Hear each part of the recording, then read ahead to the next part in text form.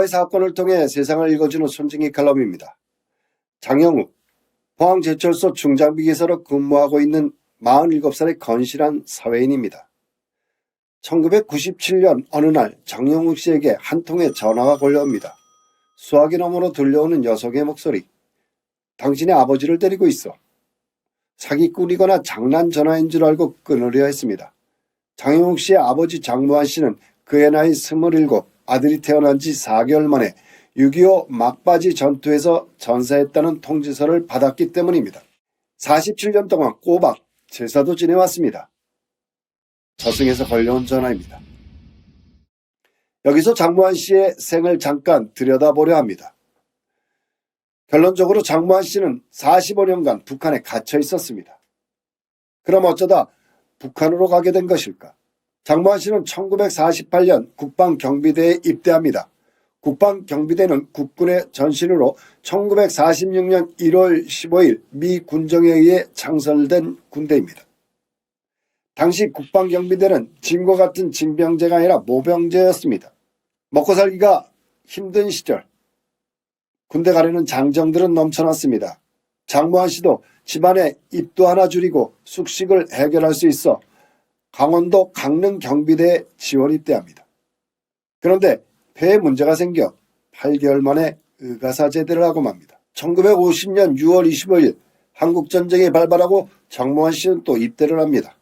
그런데 국군이 아니라 인민군으로 입대를 하게 됩니다. 장무환 씨의 고향이 경북 울진인데 북한군이 이 지역에 들어와 인민의용군으로 강제 입대시킨 것입니다.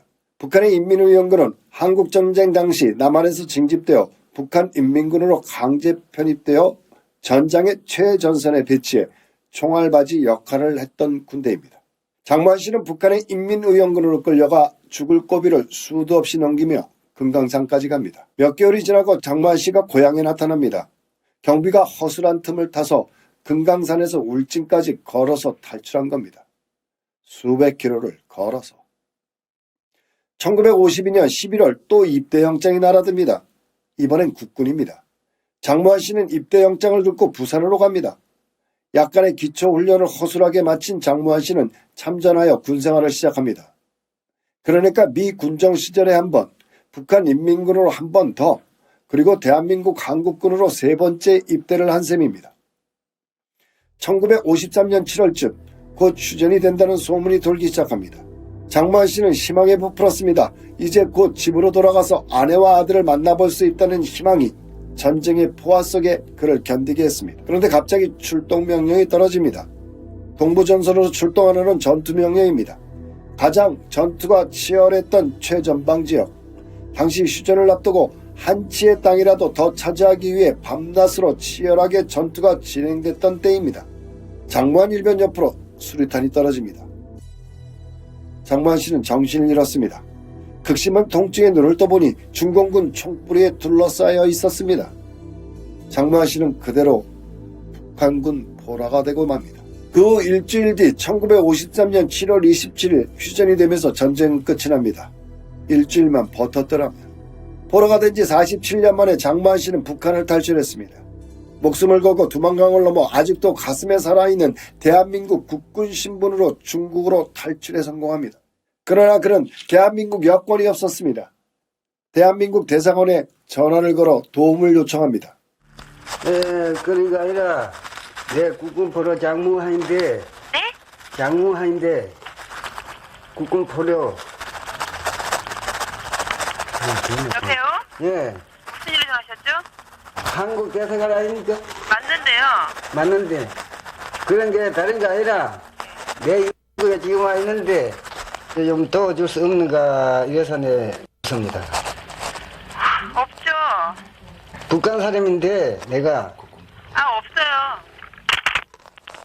국군 포로인데. 너무나 허탈하고 기가 막힌 상황. 98년 실제 당시 통화한 기록입니다. 손을 바르르 떨며 수화기를 놓지 못하는 너무도 간절한 장무환 씨의 절규, 조우로부터의 거절, 평생 이 순간만을 기다려온 장무환 씨는 믿었던 조우로부터 거절을 당하고 두려워지기 시작했습니다. 그는 자력으로 탈출을 시도하기로 결심합니다. 당시 SBS 그것이 알고 싶다 취재팀과 포항에 살고 있던 아들과 조카가 한 팀이 되어 탈출 작전이 시작됩니다. 장무한 일병 구하기. 은신처에서 택시로 기차역으로 이동, 항구가 있는 도시로 간 다음 배를 이용해 인천항으로 오는 작전을 세웁니다. 부인과 아들 조카와 함께 탈출의 긴 여정을 시작합니다. 미리 준비해놓은 택시를 타고 가던 중 장무한 씨가 못 가겠다고 소리를 지릅니다. 태어나서 한 번도 승용차를 타본 적이 없는 장무한 씨는 극심한 참을미에 시달립니다. 가다서기를 반복하여 2시간을 걸려 겨우 기차역에 도착. 기차역에는 중국 공안이 쫙 깔려 있었습니다. 조카는 삼촌 장무한 씨에게 교육을 합니다. 공안에게 잡히면 절대 말을 하지 마라. 벙어리 행세를 해라. 오후 4시 5분 전 여기저기서 공안들의 검문이 심해집니다. 기차가 출발하기 직전 열차에 오르는 순간 중국 공안이 장무한 씨가 들고 있던 가방을 낚아챕니다. 순간 이때 장무한 씨는 여기서 끝났다고 생각했다고 합니다. 중국 공안은 아이고 영감님 좋은 여행 되세요 하고는 가방을 들어 열차에 실어줍니다. 가슴이 덜컹하는 순간 무사히 열차는 출발. 이제 인천 가는 배만 타면 한국으로 갈 수 있습니다. 그러나 가장 중요한 여권이 없는 상태. 가족들은 장무한 씨를 은신처에 숨기고 먼저 귀국을 합니다. 귀국한 가족은 우선 정부부터 찾아갑니다. 국방부의 대답은 데리고 올 수 없습니다. 장무한 씨는 북한 주민이기 때문에 정부가 나설 수 없다는 답변. 발만 동동 구르고 있는 상황. 조카에게 한 통의 전화가 걸려옵니다. 장무한 씨 조카분이시죠? 내일 정오에 남서울 호텔 로비로 나오세요. 절대 아무에게도 이야기하지 마시고 혼자 오셔야 합니다. 남서울 호텔 로비 12시 정각.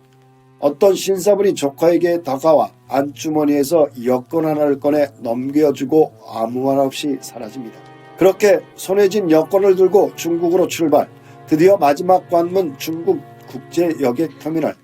출국 심사대에 선 장무한 씨와 조카. 출국 심사요원이 잠깐 왜 입국 도장이 없는가? 중국에 들어왔다 나가려면 중국에 입국했다는 도장이 찍혀 있어야 하는데 미처 입국 도장을 못 만들었던 것입니다. 순간 당황한 두 사람. 아, 여기만 통과하면 되는데.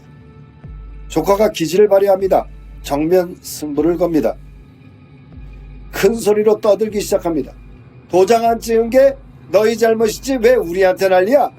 신경이가 30분 동안 지연됩니다. 뒤에는 줄이 한없이 길게 늘어져 서 있고 배 출발 시간은 다가옵니다. 상황이 난처하게 된 출국 심사요원은 할 수 없다는 생각이 들었는지 도장을 쾅 찍어줍니다. 정말 가슴이 쫄깃한 순간입니다. 북한을 탈출한 지 50일 만에, 포로가 된 지 45일 만에 고향으로 향하는 장무한 씨. 1998년 9월 30일 무사히 인천항에 도착한 장무한 씨는 조사를 거쳐 금성 전투에서 실종된 장무한 일병이 맞다는 확인을 하고 전사 기록을 삭제, 국립묘지에서 전사자 이름도 삭제하게 됩니다. 1998년 10월 29일 포로 당시 소속 부대인 3사단 백골 부대에서 1계급 특징과 함께 전역 신고를 하고 45년간의 군생활을 마치고 전역을 하게 됩니다. 3번의 입대, 탈출과 포로, 그리고 또 탈출. 정말 상상도 못할 기구한 인생. 45년 만에 고향에 돌아온 장무한 상병은 형님도 만나고 부모 묘소에 성묘도 하고 아들과 함께 늦은 행복을 만끽하며 14년을 행복하게 살다 아내 박순남 씨가 먼저 하늘나라로 갑니다. 그 3년 후 점점 건강이 악화된 남편 장무한 씨도 아내를 따라 나섭니다. 우리는 장무한 일병의 스토리를 통해 분단의 아픔을 가슴에 담았지만 아직도 이러한 얘기가 6만이나 존재한다는 사실이 더 가슴을 아프게 합니다. 국군 포로 6만 명으로 추정되는 가운데 81명의 병사만이 조국의 어떠한 도움도 없이 스스로 돌아왔습니다. 만약에 이분들이 살아계신다면 구순이 훌쩍 넘은 연세. 시간이 없습니다. 이분들이 고향에 돌아올 수 있는 시간이 얼마 남지 않았습니다. 죽은 미군 병사의 유해는 그렇게 열을 올리고 대대적으로 보도해가며 발굴하면서 조국을 위해 목숨을 걸고 싸우다 포로가 되어 끌려간 평생 고생하는 우리 형제들의 병사는 왜 정부는 외면하는 것입니까? 우리가 이만큼 살고 있는 것은 모두 이분들의 희생 덕분이 아닌가요? 도대체 남북 정상은 만나서 뭘 한 겁니까? 북한은 인민해방을, 남한은 자유수호를 명분으로 전쟁을 치렀습니다. 같은 형제와 친척끼리 서로 총뿌리를 겨눴습니다. 그것도 모자라 외세를 서로 끌어들여 우리의 형제를 죽였습니다. 서로의 정권 유지를 위해서. 그래서 지금 6만이 넘은 이들 포로들이 해방됐고 자유스럽습니까? 우리는 누구를 위한 전쟁을 한 것입니까? 외국으로부터 수입한 이념 때문에 우리 민족 142명이 죽거나 행불되었습니다. 이제 이분들을 고향으로 돌려보내 주십시오. 2021년 또 6.25를 맞이합니다. 남북한은 이산가족과 남북 포로 문제부터 해결해야 진전성 있는 평화가 찾아올 것입니다. 이분들에게는 지금도 전쟁은 끝나지 않았습니다. 손진기였습니다.